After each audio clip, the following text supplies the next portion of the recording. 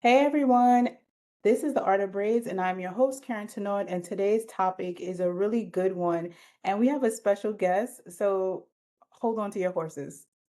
There you go. I love that. Today's topic is From Maine to Masterpiece, Pro Horse Braiding with Jennifer Davis. So our special guest actually braids horses. So before I go into anything, I just want to thank you so much, Jennifer, for joining us on this episode and just kind of like give a little story behind your business and where you are right now in the world. So I have been braiding professionally horses for about 30 years. I started out when I was a teenager because I was braiding my own horse when I would compete. The art of braiding horses, though, has been a tradition in the equestrian community for centuries. It is done in order to not only highlight the horse's conformation for aesthetics, but also when they would be taken out in the hunt fields for hunting, it prevents debris, twigs, brushes, trees getting stuck in the horse's manes and tails. So there was a very practical purpose to it. Now it's more of a aesthetics for competition and judging, so the judge can clearly see the horse's conformation. And so I started because I didn't want to pay someone. And my horse was also quite hard to braid, so the professional braiders didn't want anything to do with her. So as a teenager, I learned and then built my business through referrals. Almost all of my business is done through other customers being happy with my service and somebody asking them, "Hey, do you know a braider that you like?" And so then that is how I've built my business over the years. And where are you currently in the world? I am, well, right now I'm at the barn, but I currently operate primarily in the Midwest in the United States. So 26 weeks out of the year, I'm in Wilmington, Ohio, and that is at the World Equestrian Center, which is the United States' largest heated indoor horse show facility. And then I travel for work. So there's times I'm in Kentucky at the Kentucky Horse Park. I go to some of the winter circuits before, like the Winter Equestrian Festival, the all over the place. So I do a lot. Yeah, I know. I'm watching the horses walk back and forth behind you. Um, Yes. so you kind of touched a little bit into some of the questions that I had for you. Let's go into a little bit more about like the cultural and artistic overlap of what you do. Yep. Many of us only braid people here, right? So Yes. Yes. as far as like the learning, did you know how to braid prior to that? Like, how did you learn how to braid? And then you said you didn't want to pay anybody to do it, but Right. like, how did you go about learning that?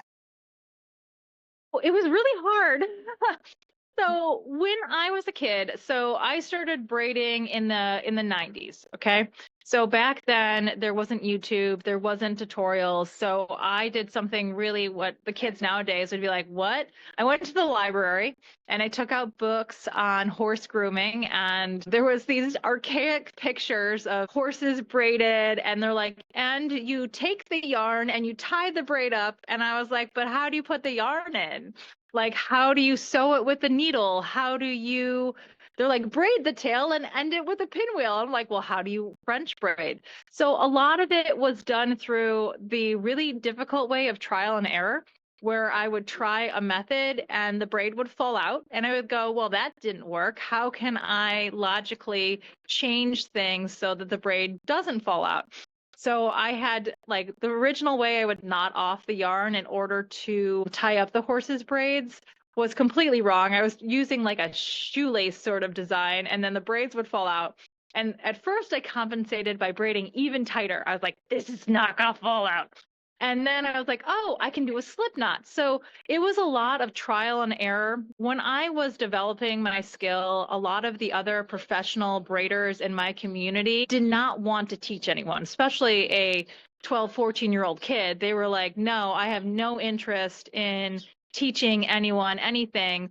In the horse community, in the braiding world, it is, as the cat comes and joins us, it can be a little bit uh, possessive where they feel threatened by having additional braiders in the community. They are also at the same time complaining that there's not enough braiders and they're overworked. So there's this weird disconnect between wanting to grow the community so that there's enough to fill the demand, but not having so many that the demand is so high that you'd have to reduce costs. So there's this problem within our community in the horse world where breeders don't necessarily want to share their skills because they're scared of losing their profession. I am not of that mindset. I think that everyone who wants to learn a skill should have availability to education. Now, do I think it should always be free? No, because education costs money because the people who are teaching you took time and skill to learn it. So, of course, there should be some connection there. I do a lot of free education in general, but I also understand why people pay for education because, it costs money to learn.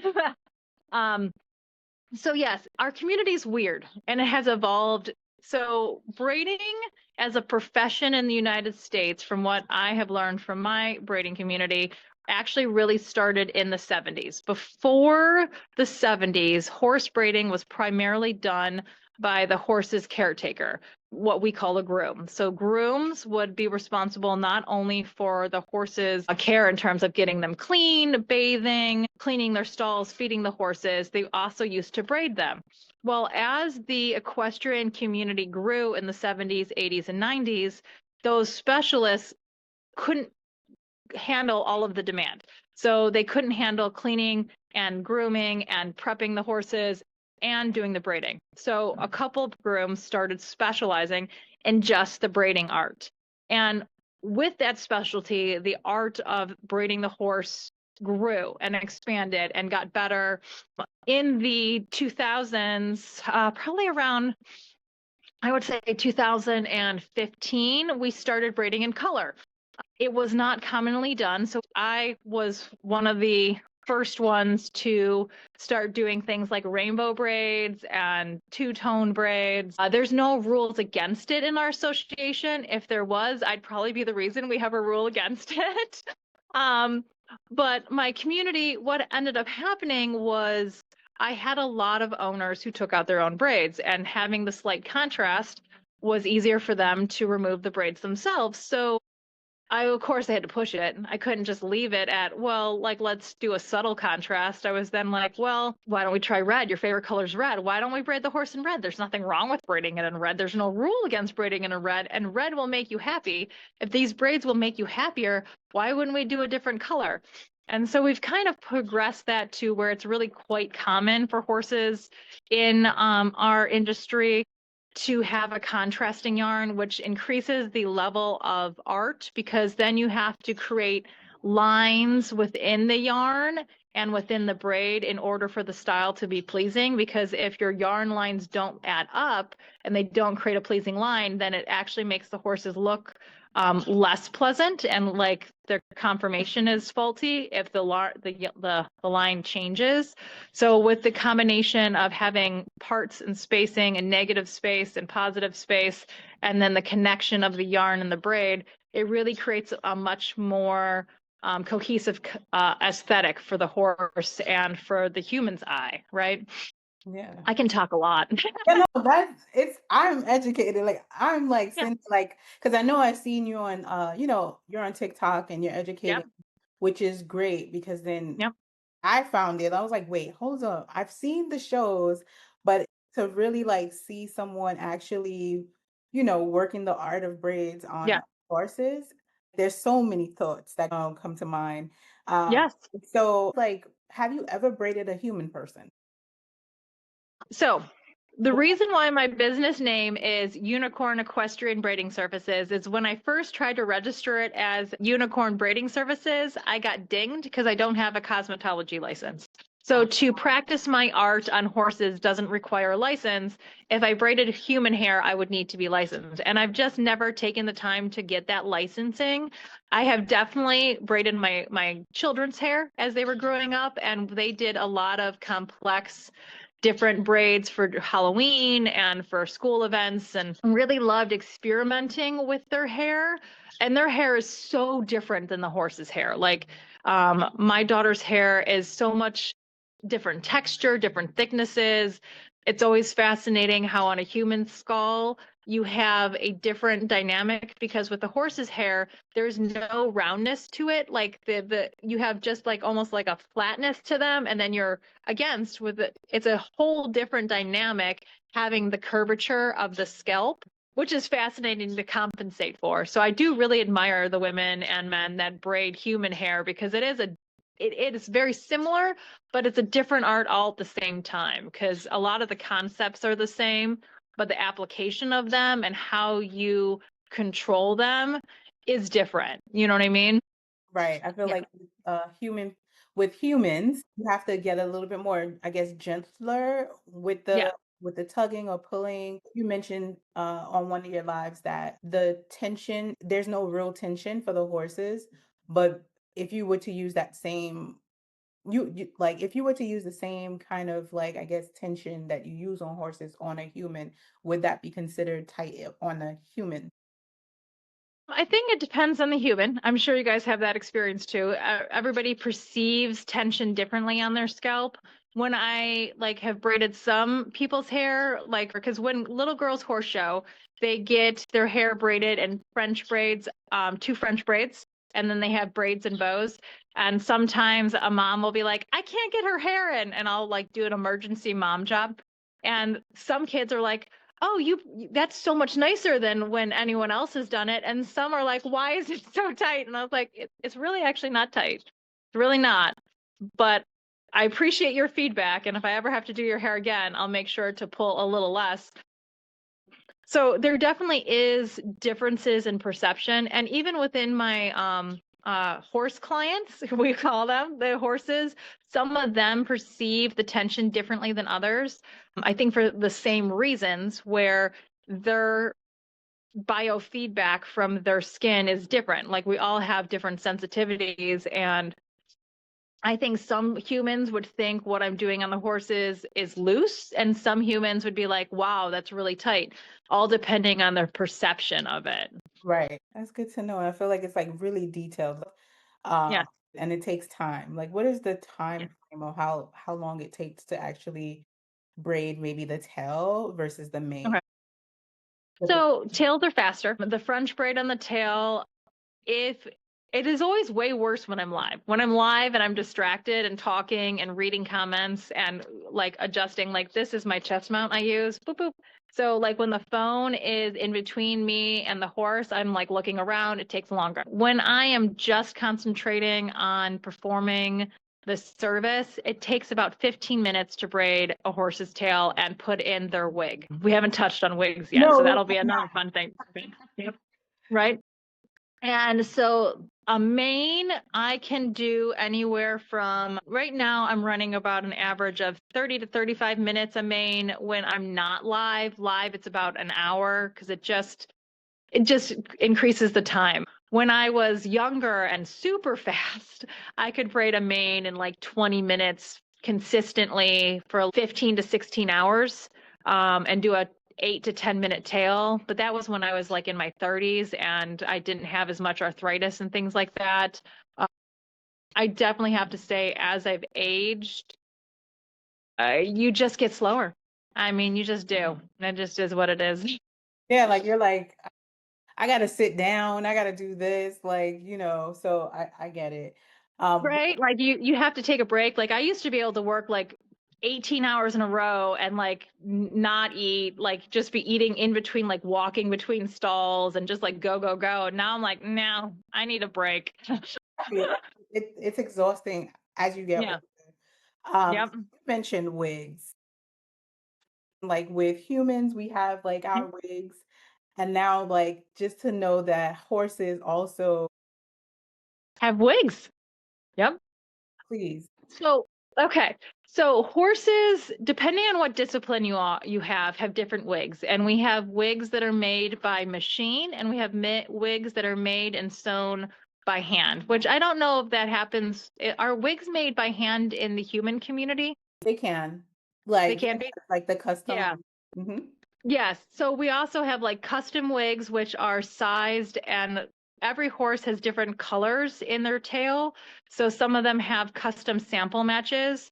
The majority of all of the horsehair, and this is probably when, if when used, horsehair is used in human wigs as well, all comes from China. So almost 90 some percent of all horses are rendered in China. And so since that's where all of the meat and hair gets processed, it's all imported from China. So during these tariffs, the wig costs have skyrocketed. What used to cost like $200 now is going for like 450. Just the cost of hair per pound has doubled because of the tariffs. Especially white hair. White hair can cost like $500, $600 per pound. Astronomical, especially because we're using horsehair that is 40 to like 40, 42 inches long. So it's that length of hair that is the issue because it doesn't move as naturally if you use shorter hair and create layers. When the horse is moving, if the hair is too layered, it creates a disconnect and then it looks unnatural. So to have the highest quality, you want longer hair, which then, of course, increase the costs. Yep. And you need more. I know with like human hair, the longer it goes, the thinner it gets. So you have to just add more. So Yep. it's such a It's a cycle. It's a cycle. It really is. Now, luckily, most of my horses' wigs last a good 5 to 20 years. oh, I okay. have some wigs that are still in use 20 years later. So the hair, as long as it's cared for, I'm sure you guys deal with this too. Like some owners were like, throw it wet into like a bag, and I'm like, what are you doing? It's like a biodegradable product. What did you think was going to happen? Of course it's going to rot, right? Right. So long as it's properly cared for, kept dry and in good conditions, they last a long time. Okay. So that there goes like education on like how to even maintain or use Yep. the hair after. I think that's very important. We do Oh tell yeah. clients as well, like, listen, you're gonna have to dry your hair. Like you can't, yeah, like dry. Like you You can't gotta dry it. Like not damp, not like it needs to be dry. Like it's a concept. It's a concept. right. It's Yeah. like mold happens, like all of Yeah. these things. But I digress. Well, so horse shows are high stake environments. What role Correct. does styling play, and how does your work contribute to the overall presentation and performance? I know you kind of touched on that earlier about the shapes and how it looks, but as far as like the agility and things when on the horse and like jumping and things like Yep. that, that the braid help as well? So those are great questions. And my part of the whole process is in the hunter ring when the horses are being judged on what they look like. What I contribute is about 10% of their score. So it can, when things are tight, what I do can be the difference between first and fifth place. So depending on how well I do my job can really in tight competition affect the horse's overall pinning, where some of our higher stake competitions, the difference between first place and fifth place can be tens of thousands of dollars. Like some of these competitions and the national finals, first place might win 20 grand and fifth place might win $1,000. So when we get to those high stakes competitions, they all want the very best because they're like, I don't want that to be the reason why I didn't win, right? Mhm. Um, so it's not a big part of the score, but when we have two horses of equal ability, they have similar courses, it can affect their pinning, especially because some of the horses are like you'll have so many that are so good that if they come presented with poor braids, it really offends the judges. They will go, couldn't you at least like make them look nice? Why are these braids sticking up? Why are they not even? What's wrong with this horse? What's wrong with your presentation? What's wrong with your program? Because it's so visual. And in terms of the horse's actual physical performance, if the braids are too tight, if the braids are spaced wonky, if we have a couple that are tight and then a couple that aren't, it can actually affect the way they use their neck. So it can affect them negatively and positively. So for the horses that are ill braided, if they have uneven pressure, if there is too much pressure, not enough pressure, it can distract them. but horses that are braided like properly, all even tension, all even handling, and everything is just so for them, they go in more focused and relaxed. A lot of the horses that I service, I become kind of like their centering portion of their day. They've done their things. I kind of put them in that I'm ready to perform frame of mind. And that is a different, like, mental part of the game because the horses, because they're animals, if they go into their performance having anxiety from poor handling or poor quality of braiding, then that anxiety can affect them in a worse way. But having a positive experience, having a soothing, like they feel pampered experience essentially, um, they can really go in and perform just a little better. Like they're like, ooh, it's so funny. Some of them literally light up like light bulbs. They're like, I'm so handsome. I'm just so pretty. And they will, you can literally like a almost like a show dog. They just go in there and they just start strutting. And a lot of the times when they're not braided and the mane's flopping all over the place and they're not neat and they're not tidy, the horses actually kind of like, this is nothing special. It's just another day out of the yard. And they're just like, meh. So it's my job sometimes can be very psychological for the rider and for the horse. If I'm not quite on my game, it can really affect. So I always have to be very, very careful that I'm coming in the right mental space. And that's part of the challenge of the profession is dealing with animals that don't talk back, which is both great. Sometimes it's fantastic. I'm like, oh, thank God. Whatever And then style you sometimes, want, it would just be I guess the owner. yeah, But yeah, I think with clients that I use, that I work with, yeah, uh, it's really important, like energy, like, like how you come in, like how you were saying, right mindset, but just kind of like coming happy and stuff like that. You kind of set that tone. And it's oh, it's so transferable. important.